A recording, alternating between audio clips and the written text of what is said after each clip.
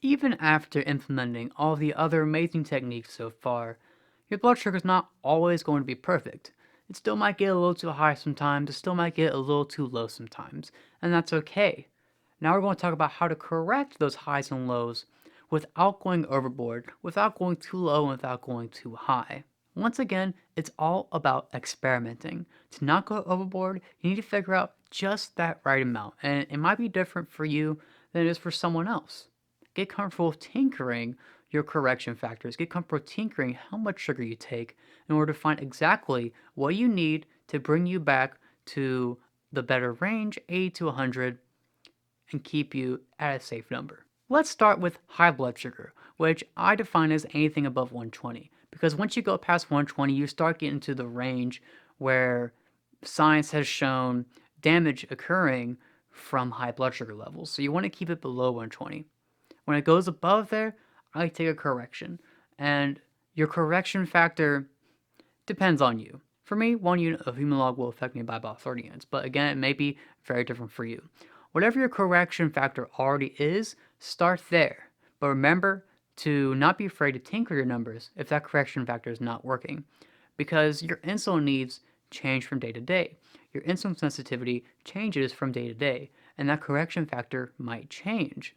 To figure out if your correction factor is right, what you should do is when your blood sugar gets too high, take whatever amount you think you need. Write that down. Write down the blood sugar, write down how much you took, or at least remember it. And then keep checking your blood sugar at least every hour to see what happens. Now, don't assume that your insulin's already done working after just an hour, even if it's a very fast-acting insulin. Because for some insulin, such as Humalog, I noticed that it affects me up to 2 hours after I take it. If I tested it in an hour and it was still too high, so I'd say I take more, I'd end up going low. So don't jump the gun. Look into how fast your fast acting insulin is and how long it's in effect. You can find that information on Google very easily. Test those numbers and log what happens. If your blood sugar ends up at just the right range, perfect. Remember how long it took. If it goes too high, if it goes too low, perfect. Keep that in mind and tinker your correction factor appropriately for next time. Now, what insulin you use is really up to you, but I would highly recommend using a faster acting insulin rather than something like R, which is best for meals, because faster acting insulin means your blood sugar is not going to be as high for as long. And that's what you want. You want it to be high for the least amount of time possible. And keep in mind, context is key. If you just ate a ton of food, for example, there's a lot of protein running through your system, and it's still raising your blood sugar, then the correction you take might not be as effective as you'd think. Likewise, if you just took some insulin and your blood sugar's a little bit high, you take some more insulin, you might notice it drops way too low because the insulin that you just took is still in effect.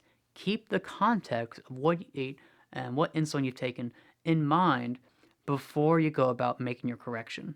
And it seems that for many people, including me, it's not just the same correction factor at 250 as it is at 120. I noticed that when my blood sugar is higher, it takes maybe a little bit more insulin than it should compared to when my blood sugar is lower. So keep that in mind when you do your calculations. That might be the case for you, but it's just something to consider. Even when it comes to slightly high blood sugar, like let's say you're at 125, I still think it's worth correcting because really the ideal blood sugar is between 80 to 120.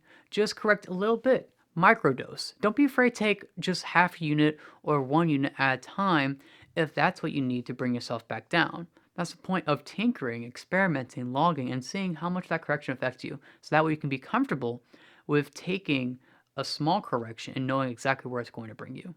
Now let's talk about lows. Your doctor might have recommended correcting a low with the 15-15 rule. Take 15 grams of sugar every 15 minutes or test every 15 minutes until it's back up. Problem with this is that oftentimes this is missing the mark. You may notice when you do this that your blood sugar ends up too high and you need to correct it to bring it back down again. That's no good because you're going to risk going low again and you're going to be on this roller coaster. Instead of overshooting it, what you need to understand is that sugar affects people differently. For me, if I took 15 grams of sugar and then waited 15 minutes, my blood sugar would end up way too high.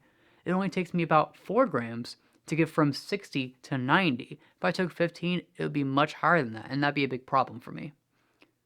How much sugar affects you is going to vary, and it actually might change once you go on a low carb approach. So you want to keep that in mind.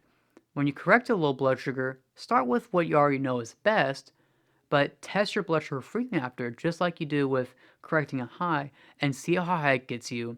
And if it gets you too high, take less next time. If it doesn't do enough, take a little bit more next time until you get it right. I also recommend when you do a correction, again, because we're talking about experiments here, you want to limit as many variables as possible. So when you do a correction, you need something consistent, reliable, and something you're not going to overdo. I don't recommend you correct with any snack you have lying around the house or any candy, no chips, no chocolate. If you do that, not only is it going to be variable, but it's going to be very tempting to overdo. And you might eat the whole bag and your blood sugar is going to be super high later. You're going to be like, oh no. You don't want that. Instead, what I recommend is to treat correcting your low blood sugar more like medicine than like a treat. And the best way to do that is with glucose tabs or Smarties, which are basically glucose tabs but smaller. The good thing about glucose tabs is that they're very precise. They're meant to be exactly 4 grams a tablet. You know exactly what you're getting, and so you'll be able to learn from one correction to the next what works and what doesn't. And they're not very tempting. They're not very tasty. They kind of taste like chalk, especially the grape ones. They're just not very good. So you're not going to be very tempted to overeat them, which is going to be very important to not overshooting and not ending up too high, just to make another correction and too low. What you want is to get your blood sugar from whatever low is up to 80 to 100 and not higher. And you can do that with the help of glucose tabs and Smarties. Another thing I like to say about correcting low blood sugar is that I don't agree with the 15-minute part either. For me, I've noticed just by feeling and just by testing myself, it takes about 30 minutes for sugar to get all the way through my system. If I took my 4 grams of carbs to get my blood sugar from 60 to 90, and I test it again 15 minutes later, it might still be 65, and I take more sugar and then end up at 120. If I instead waited 30 minutes, which is what I do now, test it again, it would be exactly where I want it to be. Again, another thing to keep in mind, you might be better off waiting 30 minutes rather than 15. Don't assume that the sugar is already done working through your system so quickly. And again, keep context in mind. Let's say your blood sugar is not quite low yet. Let's say it's 75, but you feel like you're dropping and you just took some insulin. Well, that should tell you that maybe you should preemptively eat some sugar just in case.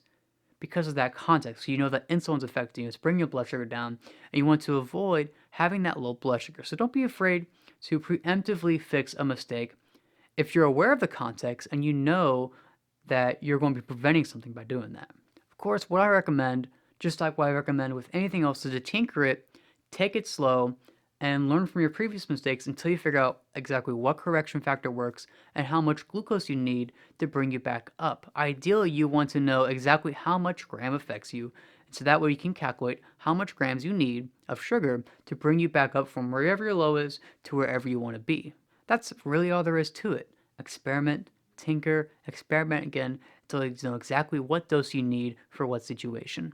Doing this, you'll be able to find just the dose you need or just the amount of sugar you need to get your blood sugar just right. Not too high and not too low. And once you do that, you're going to be finding it much easier to tame your blood sugar and tame type 1 and get off that blood sugar roller coaster. Remember, small numbers means small mistakes. Same with corrections. That's all for now. We'll see you next time.